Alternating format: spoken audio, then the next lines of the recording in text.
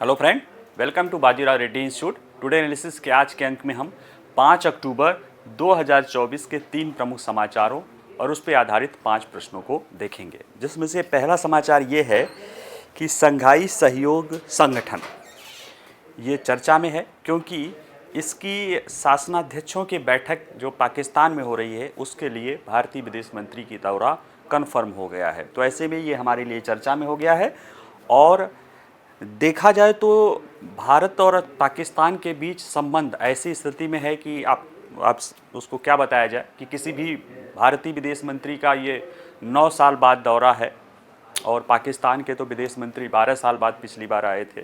तो ऐसे में इस चीज़ के दौरान भी भारत के विदेश मंत्री दौरा कर रहे हैं, इसका मतलब है एससीओ भारत के लिए महत्वपूर्ण है। तो हम उसको समझेंगे वो पूरे एससीओ के बारे में कि उसका गठन क्या कैसे हुआ है, उसका क्या महत्व है और भारत के लिए क्या महत्व है।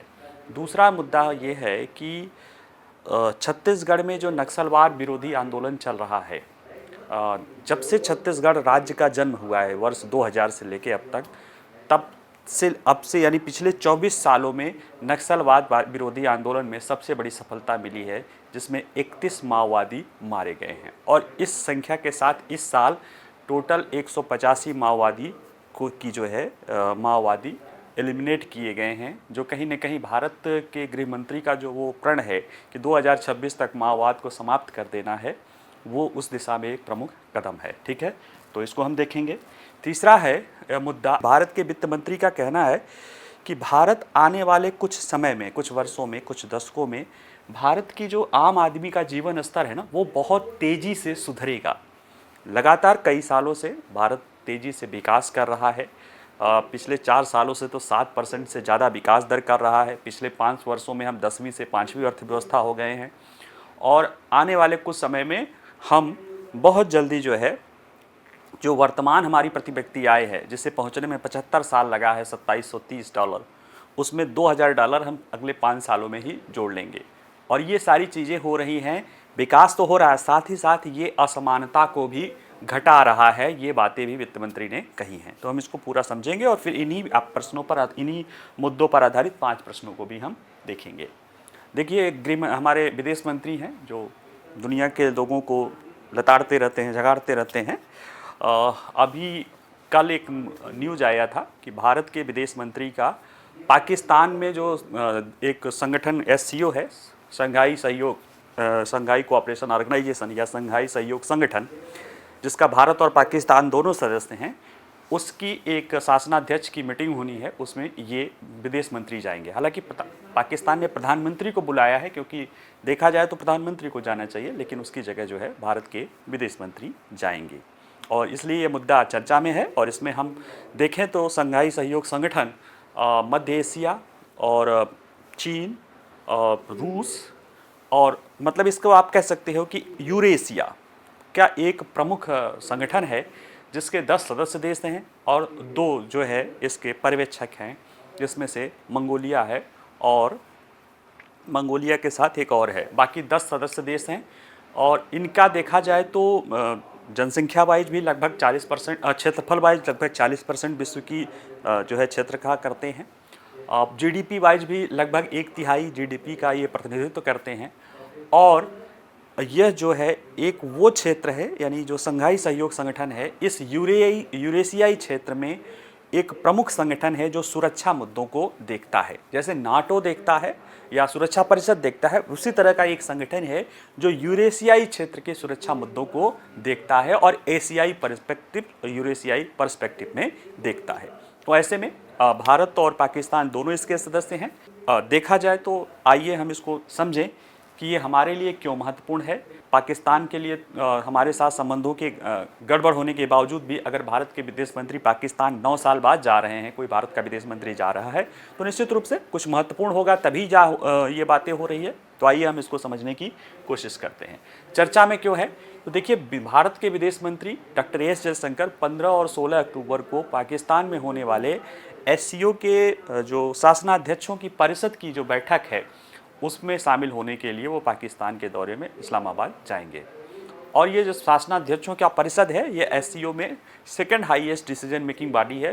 हाईएस्ट डिसीजन मेकिंग बॉडी तो जो है राष्ट्राध्यक्षों का या जो शिखर समिट होता है, समिट बोलते हैं, समिट उसको कहा जाता है।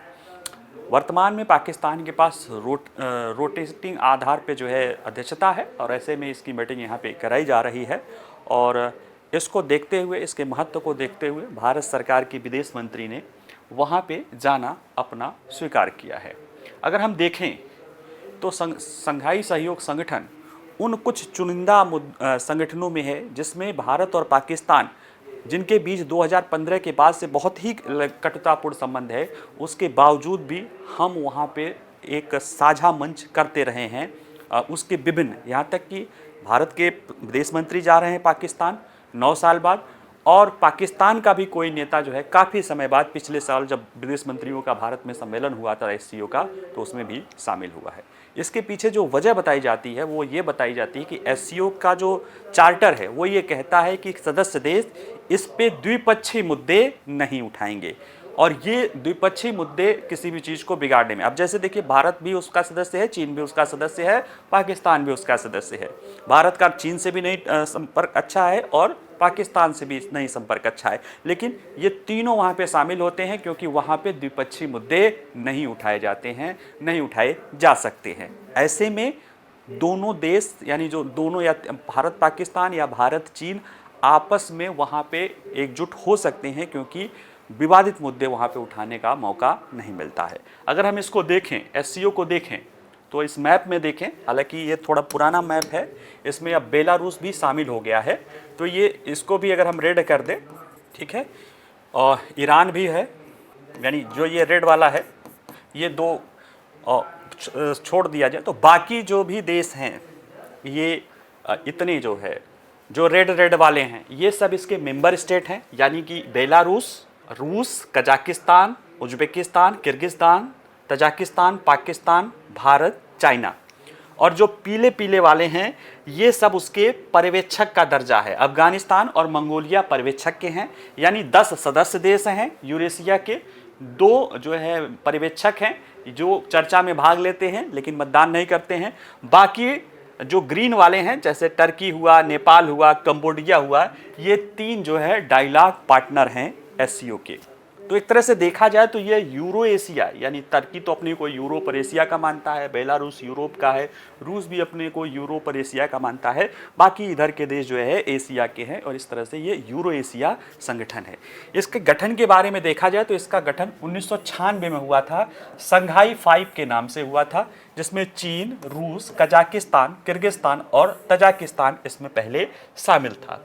ठीक है, ये वो देश हैं जो अगर देखा जाए तो 1991 में जो सोवियत संघ का विघटन हुआ था उसके, या यूएसएसआर का, तो उसके बाद 15 स्वतंत्र देश बने थे, और इन देशों के बीच चरमपंथी धार्मिक जो है आतंकवादी या इस तरह से उग्रवादी घटनाएं या जाति तनाव इसमें देखा गया था। और इस चुनौती को प्रबंधित करने को लेकर ये इसका गठन हुआ था संघाई 5 का। तो 1996 में जो संघाई 5 गठित हुआ था उसका बेसिक उद्देश्य था कि मध्य एशिया में वो देश जो सोवियत संघ के कभी सहयोगी रहे लेकिन अलग होने के बाद जो उनके अंदर क्षेत्रीय और जातीय धार्मिक हिंसा है उसका कैसे प्रबंधन किया जा सके, उसके लिए ये इस संगठन बना था। बाद में जैसे ये संघाई 5 था, बाद में इसी आधार में इसमें उज्बेकिस्तान भी जुड़ गया और ये संघाई 6 न होके संघाई सहयोग संगठन बन गया 15 जून 2021 को। और तब से लेके ये 2017 तक, यानी 2001 15 जून 2001 में उज्बेकिस्तान शामिल होता है और इसका नाम संघाई सहयोग ऑर्गेनाइजेशन हो जाता है। इसके बाद से लेके 2017 तक इसकी सदस्यता का विस्तार नहीं किया गया, हालांकि डायलॉग पार्टनर और पर्यवेक्षक का दर्जा था लेकिन उसकी सदस्यता नहीं दी गई थी। 2017 में भारत और पाकिस्तान को एक साथ इसका मेंबर बना दिया गया। रूस ने भारत को बनाने की कोशिश की तो भारत को काउंटर करने के लिए चीन ने पाकिस्तान को भी इसका मेंबर बनाया और इसकी सदस्य संख्या 6 से बढ़ के 8 हो गई। 2023 में ईरान को इसका मेंबर बनाया गया और तब संख्या 9 हो गई। 2024 में बेलारूस इसमें शामिल हुआ और ये संख्या बढ़ के 10 हो गई। तो 10 इसके सदस्य हैं, जिसमें आप Belarus, Bharat, Iran, Kazakhstan, Kyrgyzstan, Tajikistan, Uzbekistan, रूस, चीन और कोई नहीं, 10 हो गया है मेरे ख्याल से, एक आध कोई छूटा होगा। बाकी पर्यवेक्षक के रूप में अफगानिस्तान और मंगोलिया है। डायलॉग पार्टनर के रूप में तुर्की है, कंबोडिया है और जो है ये देश डायलॉग पार्टनर के रूप में इसमें शामिल हैं। ठीक है, तो ये स्थिति है इसकी।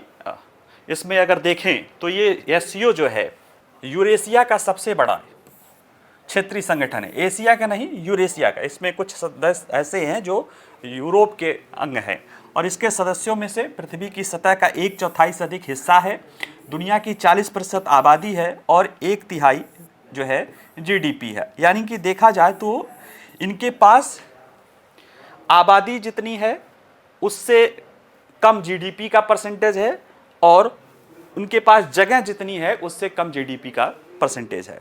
यानी संसाधन इनके पास ज़्यादा हैं लेकिन विकास के भी अवसर होने बाकी हैं। ये भी इन चीज़ों से दिखने लगता है कि आबादी के अनुसार जितना इनको जीडीपी में होना चाहिए उतना नहीं है। यानी अभी इन देशों में से ज़्यादातर की स्थिति जो है वो उस तरह के एक लेवल वाली स्थिति नहीं हो सकती है, एक सामान्य अनुमान लगा रहे हैं। ठीक है, और वो सच्चाई भी है। हालांकि रूस आज विकसित देशों में शामिल है, बेलारूस भी उसी स्थिति में पहुंचा हुआ है। चीन की देखा जाए तो दुनिया की दूसरे नंबर की आबादी है, लेकिन और भी जो बहुत सारे देश हैं वो उन चुनौतियों से हैं, जूझ रहे हैं जो है। तो एससीओ क्यों महत्वपूर्ण है? तो देखिए, एससीओ उन कुछ संगठनों में से है, अंतर्राष्ट्रीय संगठनों में से है जो सुरक्षा की बात करता है और वह भी इसके जो सदस्य हैं ज़्यादातर एशियाई देश हैं। ठीक है, रूस को, बेलारूस को अगर छोड़ दिया जाए तो सब एशियाई ही हैं। रूस बेलारूस एक ही मान लीजिए उसको, और रूस भी उसकी बहुत बड़ी आबादी जो है एशिया से है। हालांकि वो अब पहले यूरोप का भी मानता था लेकिन अब वो धीरे धीरे एशिया वाले पाले में बढ़ता जा रहा है। पिछले कुछ वर्षों में इस संगठन की भूमिका में सीमा विवादों को सुलझाने से लेकर क्षेत्रीय सुरक्षा और आर्थिक चिंताओं को भी शामिल किया गया है। यानी ये सुरक्षा से लेकर अपने दायरे को इसने विस्तारित किया है और अब पर्यावरण संबंधी मुद्दों पर भी इसने चर्चा शुरू कर दी है, जो इसके महत्व को बताता है। और इसमें जो क्षेत्रीय दिग्गज है, इस क्षेत्र के जो दिग्गज हैं, अगर आप देखा जाए तो रूस है, चीन है, भारत को अभी छोड़ भी दिया जाए तो भी रूस और चीन जो है, ये दोनों जो हैं इसको अंतर्राष्ट्रीय व्यवस्था के एक विकल्प के रूप में अपनाना चाहते हैं। और इसमें एक और संगठन है ब्रिक्स, जिसका अक्टूबर में कजान में जो है शिखर सम्मेलन होना है रूस के, वह उसमें भी देखा जाए तो रूस, चीन, भारत, दक्षिण अफ्रीका और ब्राज़ील है। तो ये जो रूस, चीन और भारत इसके भी सदस्य हैं, उसके सदस्य हैं और इस आधार पे ये मिला के ये अंतर्राष्ट्रीय व्यवस्था जो है, खासतौर से आर्थिक व्यवस्था है, उसके एक विकल्प के रूप में एससीओ एक नेतृत्व के रूप में उभर रहा है। और इसको जो है लेके कहीं ना कहीं अमेरिका आदि के लोग कहते हैं कि ये वाकई में जो है नाटो का विरोध है, लेकिन ऐसा नहीं है क्योंकि भारत इस तरह के किसी भी मुद्दे में शामिल नहीं होना चाहता है। ठीक है, तो अब देखा जाए तो हाल के वर्षों में, लेकिन इसमें सारी अच्छाई की बात है कि हाल के वर्षों में जो है चीन और रूस दोनों के बीच, हालांकि कहते हैं कि हम असीम दोस्ती है, लेकिन दोनों के बीच इस मंच पे कौन ज़्यादा प्रभाव डालेगा इसको लेकर जो है कहीं ना कहीं टकराव की स्थिति है। ये 2017 में जब भारत को रूस शामिल कराना चाहता था तो चीन वाला दिखने लगा और हाल फिलहाल में भी वही स्थिति दिखाई दे रही है कि रूस चीन के बीच में क्षेत्रीय चीज़ों को लेकर अपना प्रभुत्व जमाने की बात आ रही है। देखिए, ये जो बाकी सदस्य देश हैं इनसे रूस का पहले से ही अच्छा संबंध रहा है। ठीक है, जैसे मध्य एशिया के देश है, बेलारूस है, उज्बेकिस्तान है, कजाकिस्तान है, तजाकिस्तान है, उज्बेकिस्तान है, इनका रूस के साथ पहले से ही प्रभाव है। लेकिन रूस आर्थिक दृष्टि से जब कमज़ोर हुआ और उसी समय चीन का तेज़ी से विकास हुआ तो ये आर्थिक दृष्टि से चीन के पहले में पालू में आ गए थे। और अब जब धीरे धीरे रूस अपने प्रभाव को गेन कर रहा है व्लादिमीर पुतिन के बाद, खासतौर से 2014 के बाद जब उस पर सैंक्शन आदि लगना शुरू हुआ तो उसकी अर्थव्यवस्थाओं को अमेरिकी प्रभाव से मुक्त होने का मौका मिला। और आज युद्ध के बावजूद भी रूस जो है उन कुछ देशों में है जो उच्च मध्यम वर्ग से विकासशील देशों के क्रम में जो है पुनः शामिल हो गए हैं। और ऐसे में रूस पुनः अपना प्रभाव इन क्षेत्र के देशों में दिखा रहा है और चीन तो अपनी आर्थिक ताकत से इस क्षेत्र में अपना प्रभाव दिखाता रहा। तो ये एक चुनौती के रूप में भी इसमें है। अगर हम भारत के संदर्भ में देखें, क्यों? क्योंकि देखिए, भारत पाकिस्तान, इतना ही समझ लीजिए कि भारत पाकिस्तान का बिल्कुल ही संबंध नहीं के बराबर है। अगर डिप्लोमेटिक रिलेशन तो कूटनीतिक नॉर्मल संबंध तो है, लेकिन 2019 के बाद जब भारत ने कश्मीर से को एक नॉर्मल स्टेट करने के लिए धारा 370 का जो है एब्रोगेशन किया था या उसको डाइल्यूट किया था, तब से पाकिस्तान ने भारत के साथ संबंधों को डिग्रेड कर लिया है। ठीक है, यहाँ तक कि राजदूत भी नहीं रहते हैं, उससे जूनियर लेवल के लोग जो है दूतावासों में रहे हैं। तो ऐसे स्थिति के बावजूद भी 9 साल बाद अगर भारत का कोई विदेश मंत्री जा रहा है, और पिछले साल जब भारत में सम्मेलन हुआ था तो उस दौरान भी पाकिस्तान का भी 12 साल बाद कोई विदेश मंत्री भारत आया था, तो ये बताता है कि ये महत्व है। तो भारत के लिए क्या महत्व है उसको जरा हम देखें। तो देखिए, एससीओ में जो है यानी संघाई कोऑपरेशन ऑर्गेनाइजेशन में भारत को मध्य एशिया तक सीधी पहुंच मिलती है, और मध्य एशिया ऐसा क्षेत्र है जो इसके विस्तारित पड़ोस एक्सटेंडेड नेबरहुड वाली जो अवधारणा है उसमें आता है। और ये क्षेत्र पहले सोवियत संघ का हिस्सा थे, और सोवियत संघ का भारत के साथ अच्छा संबंध रहा है, तो भारतीय संस्कृति, भारतीय फिल्में और चीज़ें वहाँ पे भारत का कहीं ना कहीं प्रभाव, इनके साथ वहाँ पे जुड़ाव बढ़ जाता है कि हमारे अपने एक्सटेंडेड पड़ोसी से हमारा जुड़ाव हो रहा है। और ये सदस्य देशों को द्विपक्षीय रूप से भी जुड़ने के लिए मंच देते हैं, क्योंकि देखिए भारत पाकिस्तान के बीच बात नहीं हो रही है, लेकिन अब भारत के जो है विदेश मंत्री जाएंगे, ठीक है, अब वहाँ पे द्विपक्षीय से आपस में भी कुछ थोड़ी बहुत बातें होंगी, भारत और चीन के बीच में ये उपलब्ध। तो ऐसे देश जो आपस में नहीं द्विपक्षीय बात करते हैं, फिर भी वहाँ पे द्विपक्षीय मुद्दे नहीं उठाए जाते हैं, लेकिन द्विपक्षीय रूप से एक दूसरे से बातचीत करने का मौका ये उपलब्ध करा देते हैं। ठीक है, देखा जाए तो रूस हो, ईरान हो, कजाकिस्तान हो, उज्बेकिस्तान हो, ये दुनिया के कुछ प्रमुख ऊर्जा आपूर्तिकर्ता और रिसोर्स रिच संसाधन प्रमुख जो है, कच्चे संसाधन प्रमुख जो है क्षेत्र हैं, जबकि भारत एक प्रमुख ऊर्जा आयातक और साथ साथ हमें अन्य संसाधनों की जो है रिसोर्स और खनिजों की ज़रूरत है। ऐसे में ये देश की ऊर्जा और खनिज संसाधनों की ज़रूरतों को ये पूरा कर सकता है ये क्षेत्र। और क्या देखें, देखा जाए तो ईरान जो है अभी जो जुड़ा है, और उसमें और भी बाकी जो देश हैं, INSTC international north south transport corridor है, जो अरब सागर को जो है ईरान के रास्ते जो है ईरान, कजाकिस्तान और अजरबैजान और इस तरह के रास्ते होते हुए रूस से जोड़ता है। उसमें ईरान एक महत्वपूर्ण भूमिका अदा कर रहा है, और इसके जरिए भारत जो है सिर्फ जो है कनेक्टिविटी इस पूरे मध्य क्षेत्र से होते हुए रूस तक हो सकता है। ठीक है, जबकि अगर देखा जाए वर्तमान में देखा जाए तो भूमि मार्ग से हम उधर नहीं जा सकते हैं, क्योंकि पाकिस्तान को होकर जाना है और पाकिस्तान हमें जो है एक्सेस नहीं देता है उधर जाने के लिए। ठीक है, और आम सुरक्षा मुद्दों में चूंकि रक्षा सुरक्षा भी चर्चा में होती है, यहाँ पे एक संगठन है RATS, क्षेत्रीय आतंकवादी विरोधी संरचना, तो वो भी कार्यरत है, क्योंकि पहले ये सुरक्षा के लिए ही गठित हुई थी। तो ऐसे में भारत शामिल होकर जो उस क्षेत्र की सुरक्षा चुनौतियां हैं उस तक सूचना, अन्य जो प्रभाव है या अन्य प्राप्ति जो है विकल्प है, उसमें ये भागीदार हो सकता है। लेकिन ये सारी अच्छी चीज़ें ही नहीं हैं, कुछ चुनौतियां भी हैं।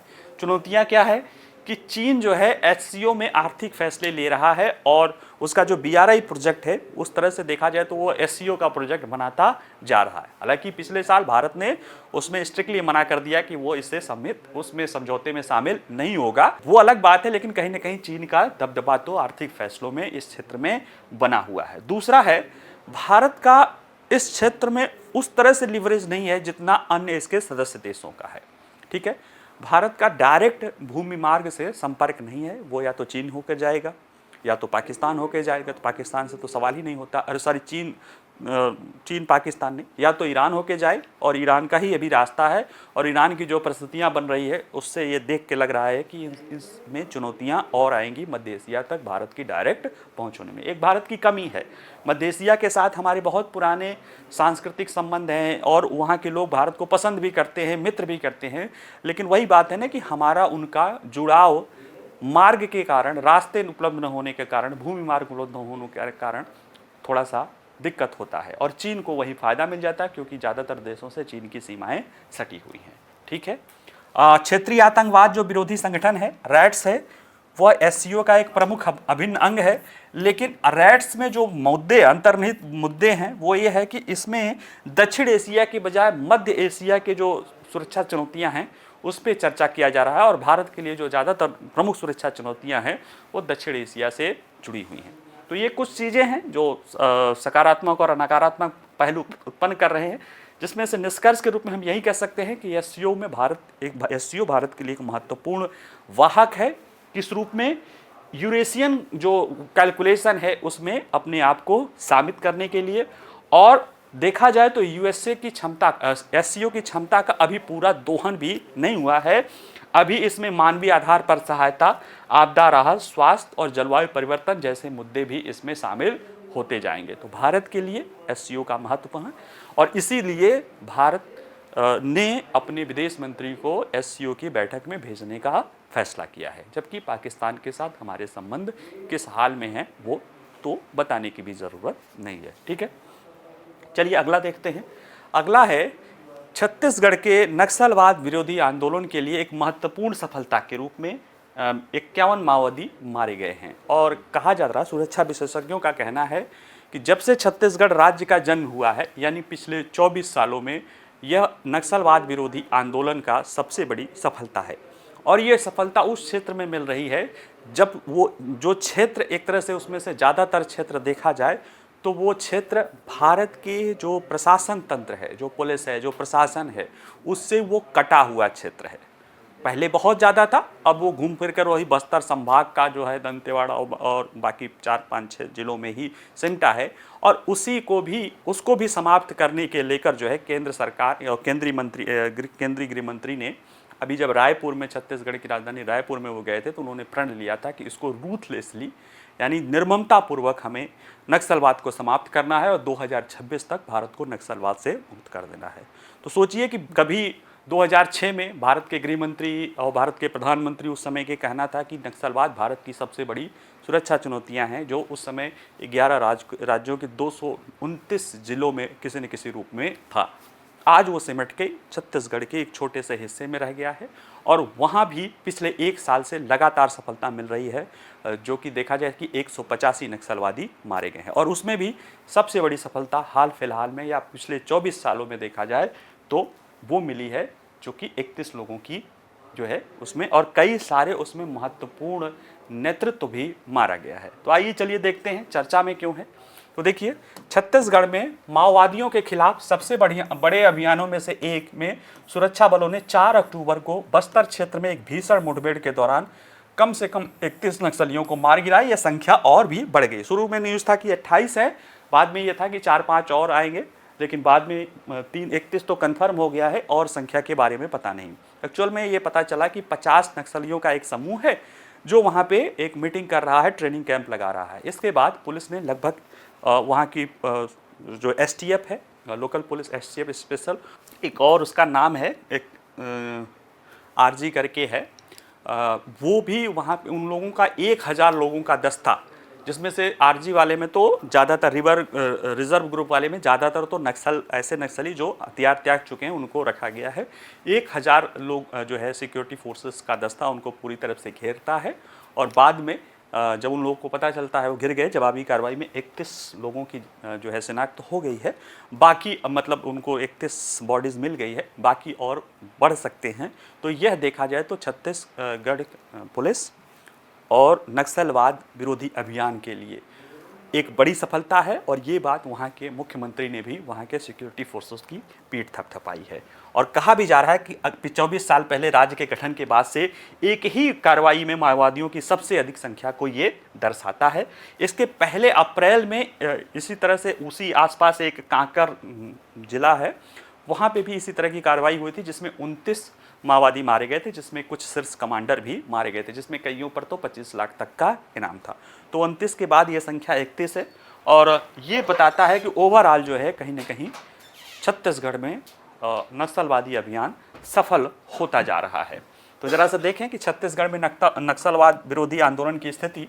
तो 4 अक्टूबर की जो मुठभेड़ है, इसमें छत्तीसगढ़ में माओवादियों पर केंद्र और राज्य सरकारों की अभूतपूर्व कार्रवाई का हिस्सा है। इस मुठभेड़ के बाद इस साल मारे गए माओवादियों की संख्या 185 हो गई है, जो छत्तीसगढ़ के इतिहास में सबसे ज़्यादा है। यानी किसी एक वर्ष में सबसे ज़्यादा माओवादी इसमें मारे गए हैं।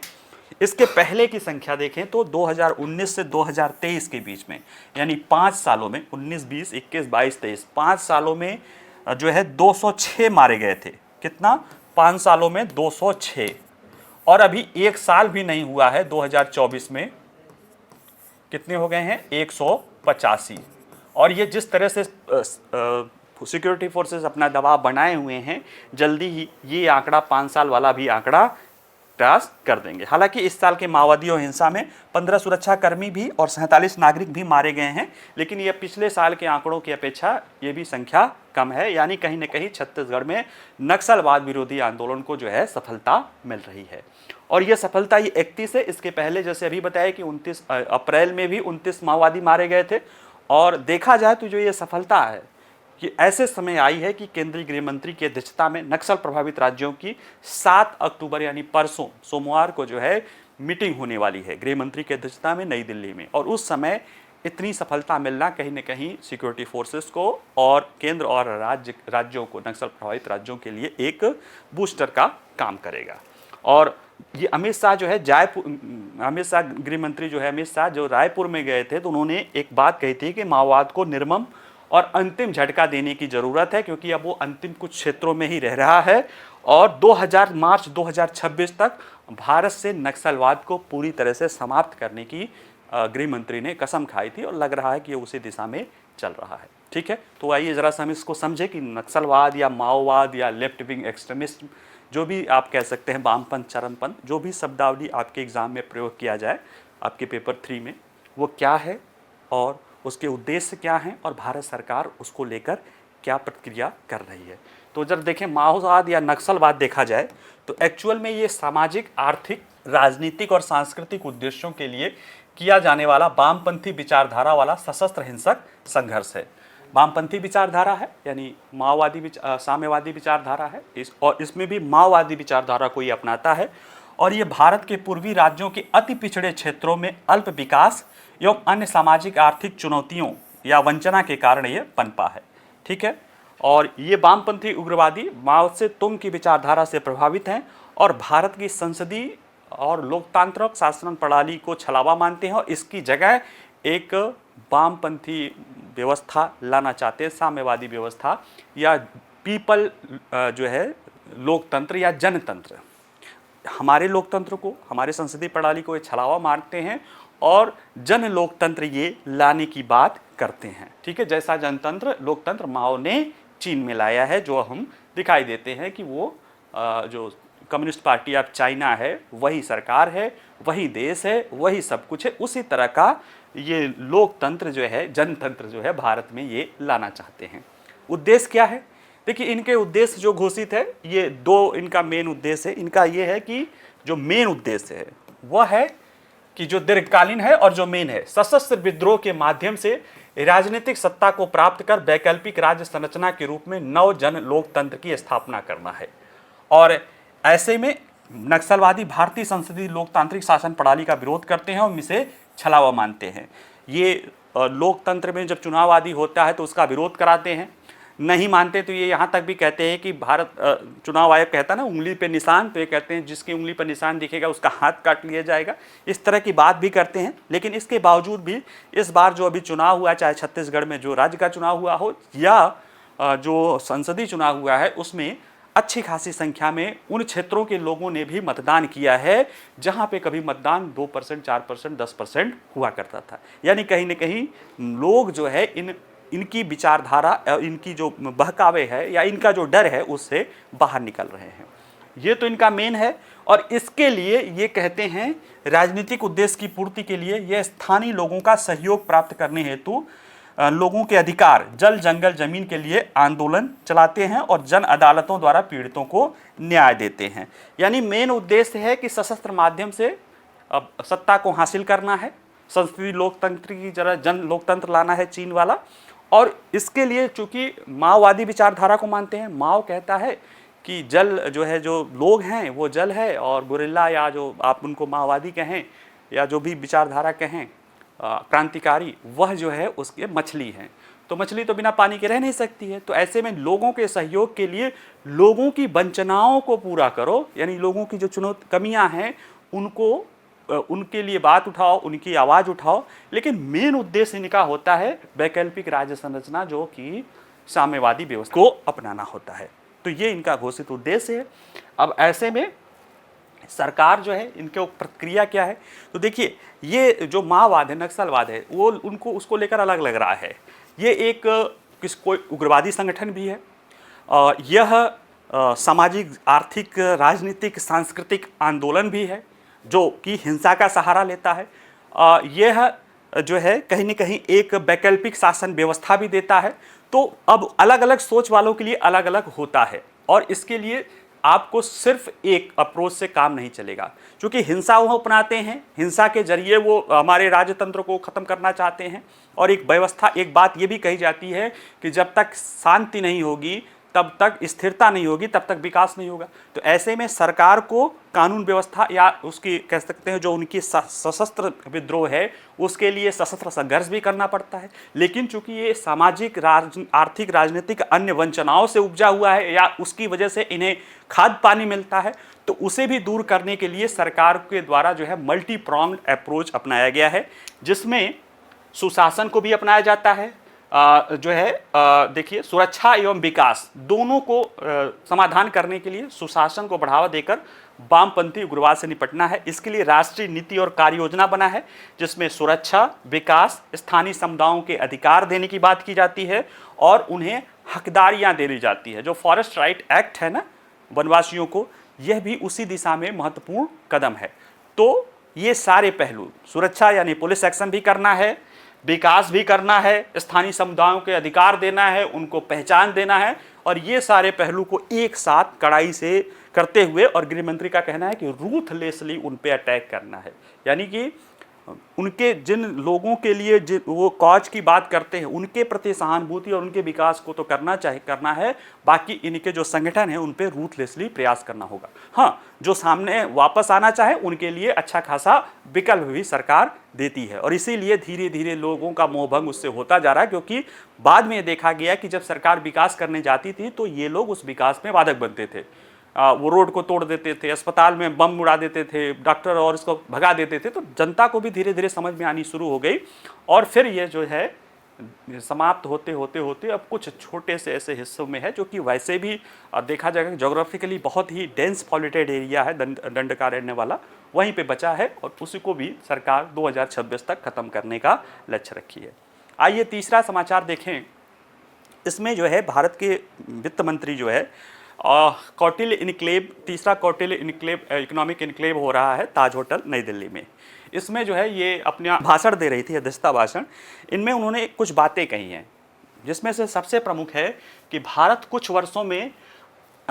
में कुछ वर्षों में आम आदमी के जीवन स्तर में क्रांतिकारी, या कह सकते हैं बहुत व्यापक स्तर पे या बहुत तेजी से सुधार होगा। कैसे सुधार होता है आम आदमी के जीवन स्तर पे, क्यों कहा जाता है? जैसे देखिए, किसी भी देश के विकास को जांचना हो तो उसके कई सारे पैमाने होते हैं। सबसे मोटा जो पैमाना होता है कि उसकी ग्रोथ रेट क्या है, जीडीपी का विकास दर क्या है। तो भारत का विकास दर तो अच्छा खासा चल रहा है, लगातार 7%, 7.5%, 7 चीज़ें चल रही है। लेकिन हो सकता है कि कई बार जीडीपी का विकास दर ज़्यादा हो, लेकिन उसी दौरान जनसंख्या के लोगों की गुणवत्ता कम होती जाए, क्योंकि उनकी जनसंख्या बढ़ जाए।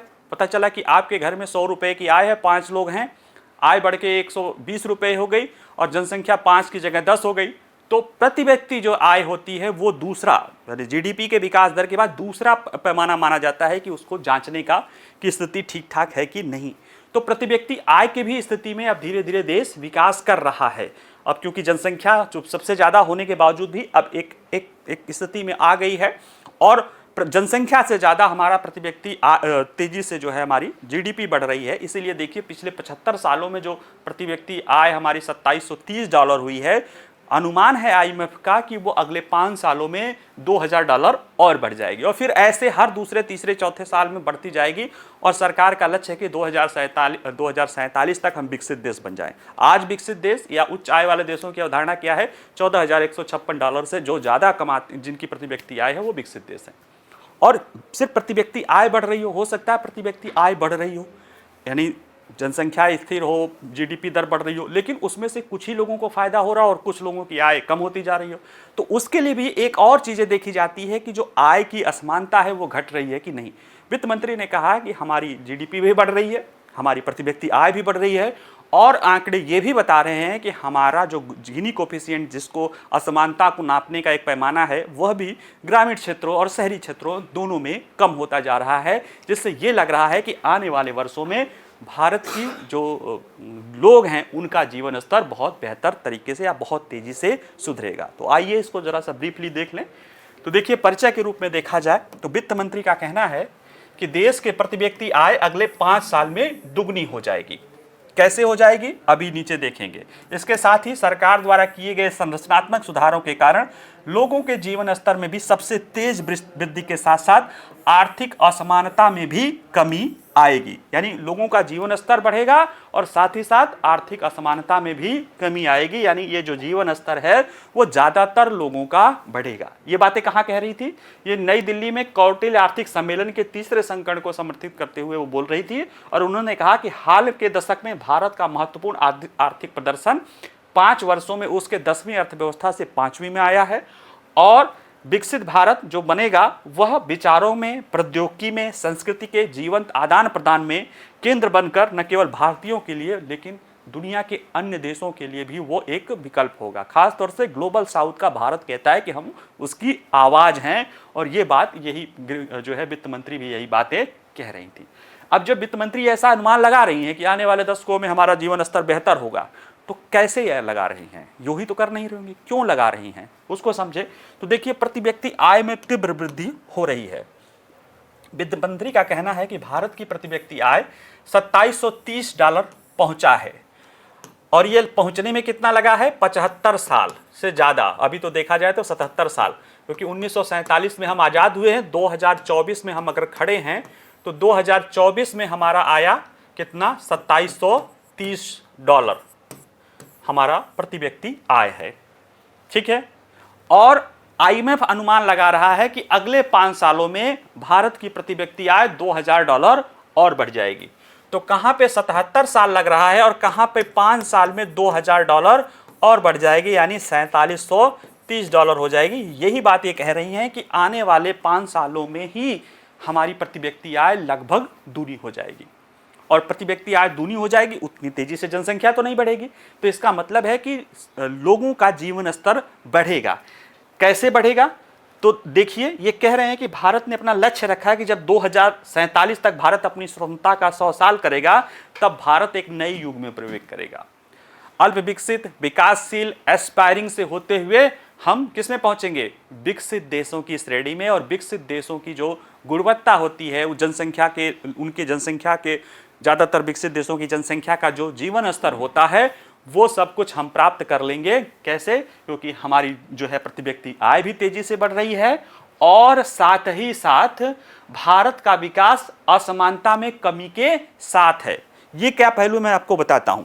जैसे एक उदाहरण ले लो, 10 लोगों का परिवार है, हमारी इनकी 10 लोग जो है, जो जीडीपी है वो 1000 है, और प्रति व्यक्ति आय जो है, पर कैपिटा इनकम जो है, ये 1000 बाई 10 यानी 100 है। अब एक स्थिति ये हो सकती है कि ये पर कैपिटा इनकम 2000 हो जाए, 200 हो जाए। भाई वित्त मंत्री कह रहे हैं कि हमारी प्रति व्यक्ति आय दूनी हो जाएगी। चलो, प्रति व्यक्ति आय 200 हो जाए और जीडीपी भी बढ़ जाए, जीडीपी बढ़ के 3000 हो जाए, ठीक, और जनसंख्या जो है 15 हो जाए, यानी 200 हो जाए। लेकिन इसमें इन 15 लोगों में से कोई एक व्यक्ति है जिसकी आय जो है 2000 है, एक कोई व्यक्ति है जिसकी आय 500 है, और बाकी जो है लोग, उनकी आय 100 से लेके 10 के बीच में है। ठीक है, तो एक व्यक्ति की आय 2000 हो जाए और एक व्यक्ति की आय 10 रुपए हो जाए, तभी तो आएगा ना कि 15-200 रुपए। तो देखने में तो प्रति व्यक्ति आय ज्यादा बढ़ी लेगी, लेकिन वास्तव में यह बेहतर स्थिति नहीं होगी, क्योंकि जिसकी आय बहुत बड़ी है वो तो चलो उसका जीवन स्तर सुधरेगा, लेकिन बहुत बड़े पैमाने पर जीवन स्तर नहीं सुधरेगा। लेकिन दूसरी स्थिति यह हो जाए कि इन्हीं 15 लोगों में से किसी की आय जो है 300 हो, किसी की आय 200 हो, किसी की आय 250 हो, किसी की 150 हो, यानी कि 200 के आसपास हो, यानी आय में बहुत ज्यादा अंतर न हो, तब जाके वाकई में वो जो विकास का है फल या प्रति व्यक्ति आय का जो लक्षण है वो लोगों में दिखना शुरू हो जाएगा। तो ये भी कह रही हैं कि सिर्फ हमारी प्रति व्यक्ति आय या जीडीपी ही नहीं बढ़ेगी, हमारी असमानता भी कम होगी। और ये बताती हैं कि देखिए ग्रामीण भारत के लिए गिनी गुणांक एक इटली के अर्थशास्त्री थे, उनका वो था कि जैसे जैसे मतलब किसी देश की अर्थव्यवस्था में असमानता को जांचने का जो पैमाना होता है, इसमें ये 0 से 1 तक होता है। 0 की स्थिति है यानी पूर्ण समानता है, 1 की स्थिति है पूर्ण असमानता है, जो कि दोनों स्थितियां नहीं होती, आमतौर पे इसके बीच में ही स्थिति देखी जाती है। गिनी गुणांक का और बेहतर यानी समानता की दृष्टि से देखा जाए तो गिनी गुणांक जितना कम होता है वो समाज उतना समान होता है, गिनी गुणांक जितना ज़्यादा होता है वो समाज उतना असमान होता है। अब थोड़ा सा इसको देखें तो देखिए भारत के गिनी गुणांक ग्रामीण क्षेत्रों में 2.8 से घट के 2.6 हुआ है। तो इसका मतलब है कि गिनी गुणांक कम हुआ है, और गिनी गुणांक कम होना मतलब समानता आई है। शहरों में देखा जाए 3.6 से घट के 3.14 हुआ है, यानी शहरों में भी गिनी गुणांक कम हुआ है, यानी ग्रामीण और शहरी दोनों क्षेत्रों में भारत में गिनी गुणांक के मामले में असमानता कम हुई है। यही बात जो है वित्त मंत्री अपनी बातों में कहते हैं। ठीक है, तो ये बता रहा है कि प्रति व्यक्ति आय भी बढ़ रही है, अर्थव्यवस्था भी बढ़ रहा है और गिनी गुणांक भी कम हो रहा है। ये सब हो क्यों रहा है? यानी भारत की अर्थव्यवस्था के लिए जो अब विकास की यात्रा है उसके जो वाहक हैं वो क्या हैं? तो देखिए वित्त मंत्री के अनुसार युवा आबादी, हमारी खपत में मजबूत वृद्धि, इनोवेशन में उछाल और एक मजबूत वित्तीय प्रणाली, ये सब कारण है भारत में तेजी से आर्थिक विकास के। देखिए आने वाले 2 दशकों में भारत में युवाओं की संख्या बढ़ेगी। इस दौरान कई विकासशील देशों की जनसंख्या में बुजुर्गों की संख्या बढ़ेगी। खासतौर से नाम नहीं ले रही हैं, लेकिन ये चीन की बात कर रही हैं। इससे भारत में खपत भी बढ़ेगा, उत्पादकता भी बढ़ेगी, निवेश भी बढ़ेगा, मध्यम वर्ग भी तेजी से बढ़ेगा, और मध्यम वर्ग तेजी से बढ़ेगा तो वह उपभोग भी बहुत तेजी से बढ़ाएगा, और ये सारी चीजें जनसंख्या में आर्थिक विकास को बढ़ावा देगी। दूसरा है अन्वेषण में भी भारत की काफी क्षमता है, और सर्विस सेक्टर इस क्षेत्र में काफी लीड लिए हुए है।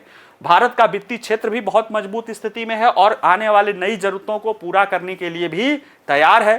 साथ ही साथ वैश्विक हालात भी ऐसे हैं जो भारत को मजबूती दे रहे हैं। खासतौर से जो रणनीतिक क्षेत्र है, स्ट्रेटेजिक सेक्टर है, उसमें जो वैश्विक सप्लाई चेन है उसमें भारत धीरे धीरे चीन के विकल्प बनने की तरफ जा रहा है, क्योंकि अमेरिका सहित पश्चिम के देश जो है या ग्लोबल नॉर्थ के देश भारत चीन के विकल्प के रूप में अपने सारे चीन के विकल्प के रूप में कई सारे विकल्प तलाश रहे हैं। उसमें भारत भी तेजी से बन रहा है और सर्वमान्य के देशों के श्रृंखला में वो धीरे धीरे आगे बढ़ रहा है। लेकिन कुछ चुनौतियां भी हैं। चुनौतियां ये है कि दुनिया भी डिसइंटीग्रेट है। रूस और यूक्रेन का युद्ध चल रहा है, इजराइल हमास का युद्ध या मध्य पूर्व का संकट अब ईरान और इजराइल के बीच जो है युद्ध के रूप में शुरू हो रहा है। अभी मैं पढ़ा रहा हूँ, कौन जाने कि ईरान ने इजराइल पर, इजराइल ने ईरान पे हमला कर दे, कोई कहा नहीं जा सकता। और जब वो स्थिति होगी तो निश्चित रूप से उसका भारत पे प्रभाव पड़ेगा। एक और बात जो इन्होंने कही है वित्त मंत्री ने अपने इसमें, उसमें ये कहा है कि टेक्नोलॉजी के आने से सभी स्तर के श्रमिकों पर अधिक अस्थायी प्रभाव पड़ेगा, यानी नौकरी की कमी हो सकती है। ये बात इन्होंने कहा है खासतौर से भारत के लिए, क्योंकि भारत के ज़्यादातर युवा सर्विस इंडस्ट्री में हैं, जो अच्छी जॉब कर रहे हैं, और टेक्निकल डेवलपमेंट होने के कारण उसमें भी आर्टिफिशियल इंटेलिजेंस से, ऑटोमेशन से आने से वो चुनौती हमारे सामने आएगी, जिसके बारे में वित्त मंत्री ने ये बात कही है, और जिससे लाखों युवाओं की नौकरी या उनकी जो है समस्या, आजीविका का खतरा उत्पन्न हो सकता है। ठीक है, आइए जरा प्रश्नों को देखें। तो देखिए, हाल ही में चर्चा में रहे नक्सलवाद या माओवाद के संदर्भ में निम्नलिखित कथनों पर विचार कीजिए। यह वामपंथी विचारधारा वाला सशस्त्र हिंसक संघर्ष है जो अल्प विकास एवं अन्य सामाजिक, आर्थिक, राजनीतिक वंचना के कारण पनपा है। बिल्कुल सही है। यह एक अलगाववादी विचारधारा है जो भारत के कुछ हिस्से को अलग कर एक स्वतंत्र साम्यवादी देश बनाना चाहता है। देखिए, यह साम्यवादी देश तो बनाना चाहता है, लेकिन भारत से अलग नहीं। ये अलगाववादी नहीं है कि भारत को काट के अलग देश। ये भारत को में जो शासन व्यवस्था है, संसदीय लोकतंत्र, उसको छलावा बताता है और उसके जगह एक नवीन साम्यवादी जनतंत्र जन लोकतंत्र की बात कहता है, उसको लाना चाहता है। इसलिए दूसरा स्टेटमेंट इसमें गलत है और आंसर केवल इसका एक है। थोड़ा डिटेल में पढ़िएगा। दूसरा है, चर्चा में रहे क्षेत्रीय आतंकवाद विरोधी संरचना रैक्स निम्नलिखित किस अंतर्राष्ट्रीय संस्था से जुड़ा है? G7 से, SCO से, UNSC से, G77 से। तो G7 से ये जुड़ा हुआ है। भारत के लिए SCO की प्रासंगिकता के संदर्भ में निम्नलिखित कथनों पर विचार कीजिए। यह उन कुछ बहुपक्षीय मंचों में से एक है जहां भारत और पाकिस्तान ने अपने संबंधों की तल्खी के बावजूद एक साथ काम करने में कामयाबी हासिल की। चलिए ठीक है। SCO में भारत की सबसे बड़ी बाधा प्रत्यक्ष भूमि संपर्क की कमी है। यह भी जरूरी है क्योंकि यह निगेटिव रूप से इनकी यानी जो प्रासंगिकता है उसको निगेटिव रूप से प्रभावित कर रहा है। इसलिए दोनों आंसर सही है। आंसर सी आंसर होगा इसका। चौथा है, हाल ही में वित्त मंत्री निर्मला सीतारमण का कहना है कि सरकार द्वारा किए गए संरचनात्मक सुधारों के कारण लोगों के जीवन के स्तर में सबसे तेज वृद्धि के साथ साथ आर्थिक असमानता में भी कमी आएगी। वर्तमान में आर्थिक असमानता के सबसे अधिक इस्तेमाल किए जाने वाले उपकरण गिनी गुणांक का ग्रामीण भारत के लिए क्या स्थिति है? तो देखिए, ये 3.63 ये पहले शहरी अर्थव्यवस्था का था, वो कम होकर 3.14 हुआ है। ग्रामीण अर्थव्यवस्था 2.8 से कम होकर 2.6 हुई है, यानी इसका आंसर डी, चौथा का आंसर डी होगा। पांचवा प्रश्न है, चर्चा में रहे संघाई सहयोग संगठन के संदर्भ में निम्नलिखित कथनों पर विचार कीजिए। यह एशिया का सबसे बड़ा क्षेत्रीय संगठन है जिसमें 12 सदस्य देश शामिल हैं। ये पहले तो एशिया का नहीं है, यूरेशिया का है और इसकी सदस्य संख्या 10 है। 2 जो है पर्यवेक्षक के हैं, तो सदस्य के रूप में 10 ही देश शामिल है, इसलिए पहला आंसर तो गलत हो गया। दूसरा है, यह उन कुछ अंतर्राष्ट्रीय संगठनों में से एक है जो मुख्य रूप से एशियाई सुरक्षा मुद्दों से निपटता है, तो ये दूसरा आंसर इसका सही है, यानी ये आंसर इसका बी होगा। और इस तरह से आज की क्लास समाप्त होती है। वीडियो पसंद आए तो लाइक करिए, शेयर करिए, कोई भी प्रश्न हो तो पूछ सकते हैं। बाकी पढ़ते रहिए, मस्त रहिए। नमस्कार, धन्यवाद।